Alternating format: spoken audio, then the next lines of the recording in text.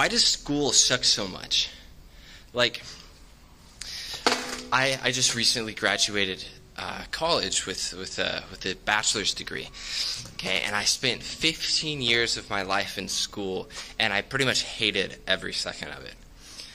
My job requires me to work with junior high and high school kids on a regular basis, and the story every year seems the same. It's when summer comes to an end, it's like, I hate school.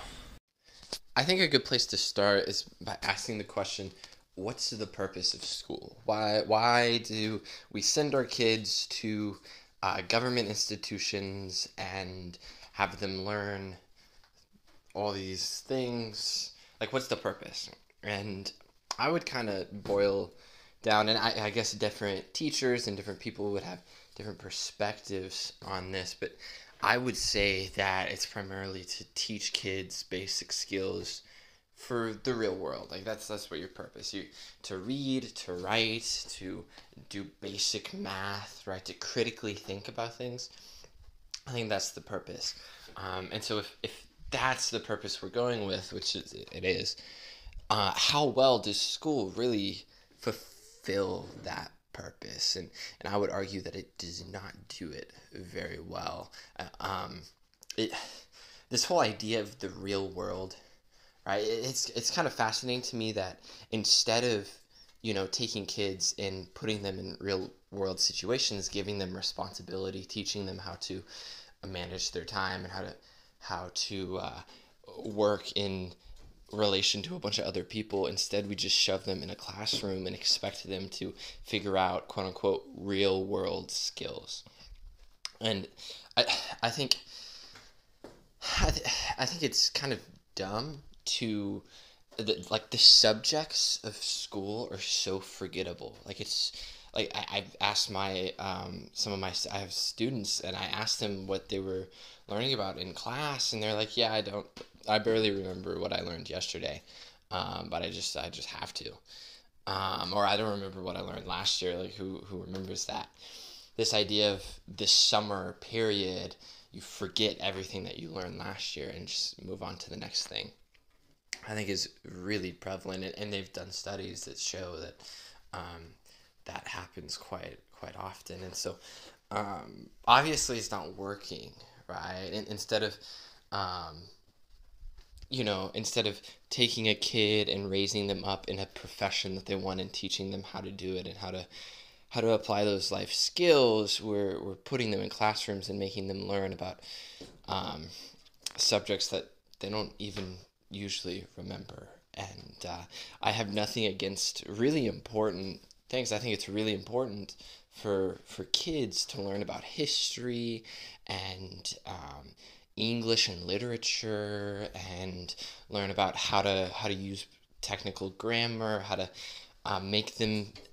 express ideas in important ways, how to do complex math. I think it's also really important, but most of these kids don't retain it, and so then there's a problem on the teaching end of things, which I think is really important to address. A lot of times with critically thinking, schools actively repress that. There's this idea that schools feel like prison, and it's not just me that felt like that. If you felt like that in school, or are currently in school and feel like that, that's not an abnormal thing. It's like you don't have a choice whether or not to go to school. And like with elementary school and junior high, you don't have a choice. And at high school, technically you could drop high school, but you don't really have a choice either.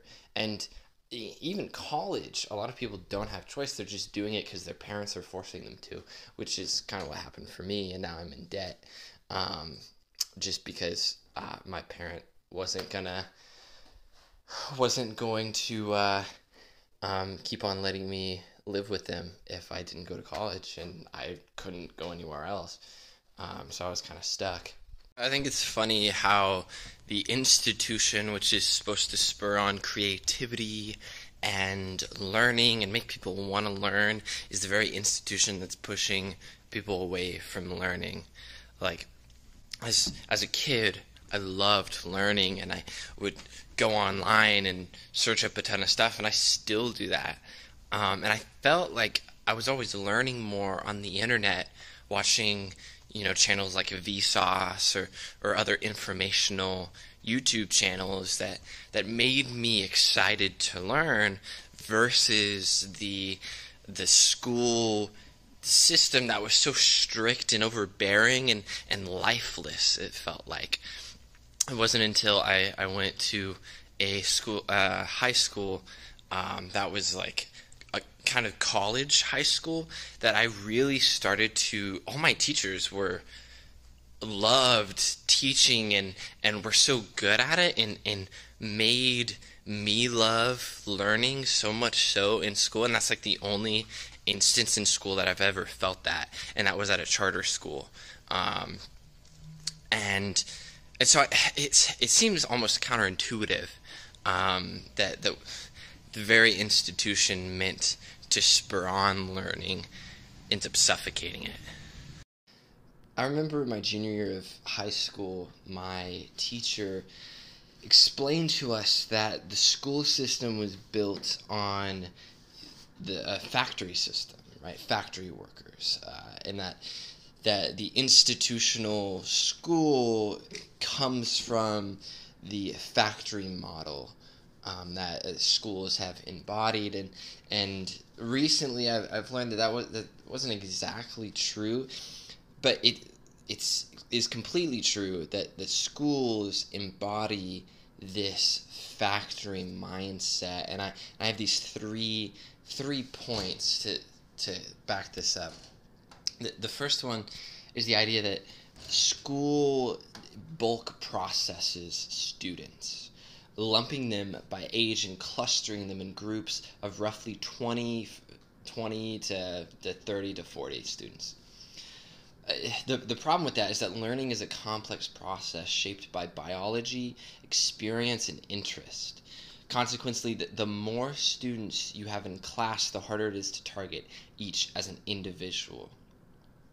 There's also an assembly line aspect to American schools that doesn't really match what we know about how people learn. It mostly makes students not want to learn.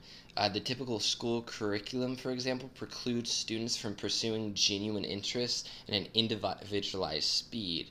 The example is, for me as a kid, I always learned really quick. I was a fast learner, and so I'd get my packets done really quick and then just sit around for 20 minutes not doing anything. The system forces students to learn things at an inappropriate pace, and it does a great deal to inhibit real learning. The third kind of idea is that it generates conformity. Schools are geared toward producing a uniform product rather than a series of custom-built objects or students' personalities. Our schools lean heavily on assessment tools that reward only one particular manifestation of human intelligence. This leads to my last point, and that testing isn't really a good tool to assess the intelligence of students. I feel like so many times taking a test is more based on memorization than it is assessing someone's ability, intelligence. It's more their ability to memorize information and spit it back out as quickly as possible. That's why so many of us cram before tests, and then a week later we don't remember what the test was on even. And it's part of this comes from this difficulty with being able to fully assess understanding. Like, there's no real way to do that other than taking a test, which is quick and easy.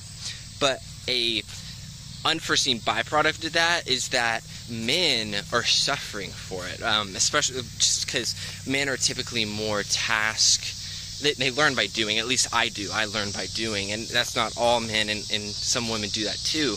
But generally, test taking benefits girls more than it does boys. You see this in colleges, that 2/3 of colleges are filled with girls, and boys are dropping out higher than they've ever done before. And I think part of that is just the system isn't set up in a way that benefits men. Um, and and so, because men are just as smart as girls, but the problem is that the assessments and the testing doesn't reflect that, because it doesn't determine intelligence. So what you end up doing is you end up having these governments that are teaching students, and they do it in a way that benefits a specific type of personality. It causes them to conform to a certain way of being, instead of being creative and learning themselves and being individualized. It's structured in a way that kind of inhibits that and gets rid of critical thinking, which defeats the purpose of school in the first place. I think also it's important to, because there's so many of us who are like, oh, well, let's just homeschool kids. Let's just do that. But the problem is that that's really hard to do. It's really hard to take the time and energy to homeschool kids, especially if both parents work outside the home, and which is all too common nowadays. And so it's hard to figure that out, and it's difficult. And so maybe the solution is homeschooling, or maybe it's setting up a different system that helps. But in the article that I read, that I'll link in the description, by the Washington Post, it explains that really it's not the system that's the problem. It's just the fact that kids don't like learning. And I have some problems with that, because kids are the most creative people I know. If I were to put a middle-aged man versus a child up against each other, I would say the kid is much more a sponge for learning and wants to learn than the middle-aged man does. But that's hard to measure. That might just be stereotype. But what it does suggest is that you really need good teachers to come out and to teach the kids, like what happened with me when I was in high school. Those teachers taught me how to love learning in a really good way, and I think we need more teachers like that. The problem is that teachers are dumb, like falling away. Like schools are begging for teachers, and kind of the problem with that is that, well, if you pick up anyone, then not every teacher is going to be the best, which is going to exacerbate the problem.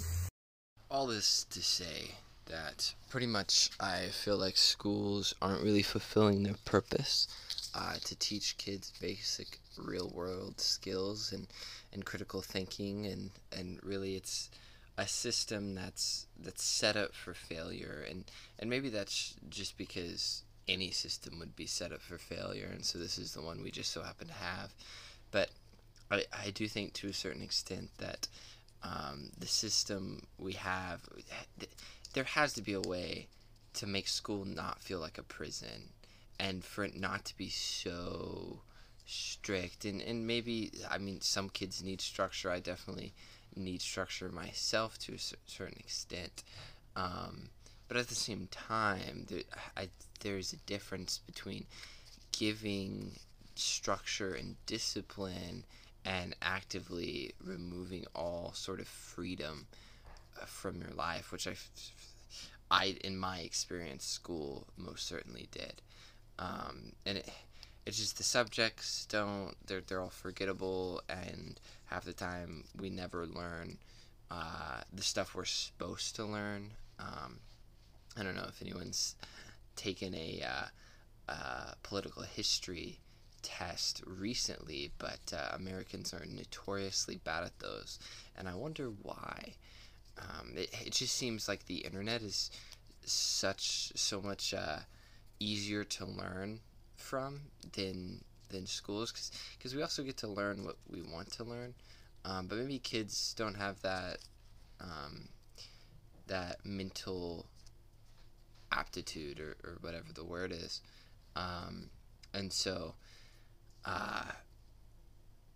but test taking makes it difficult to really assess it. It's like it's the easiest way to assess how kids learn, and yet it's terrible at judging intelligence instead of just memorizing stuff. And really at the end of the day, education comes down to the teachers. which is really difficult to assess, because depending on a group of people to teach your kids, that's a high responsibility, and oftentimes teachers are only allowed to teach what the government ends up saying you're allowed to teach. And so a lot of people are turning to homeschooling as a more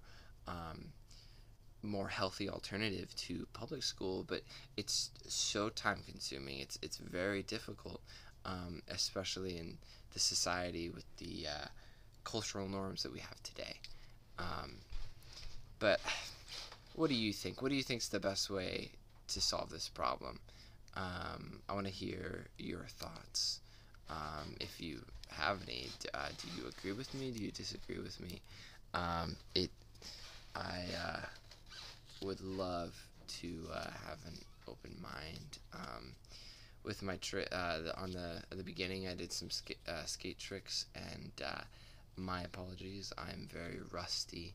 I'm just recently getting back into it more consistently because as school was hitting hard, and but I have a lot more time now that I'm graduated, so that'll be nice.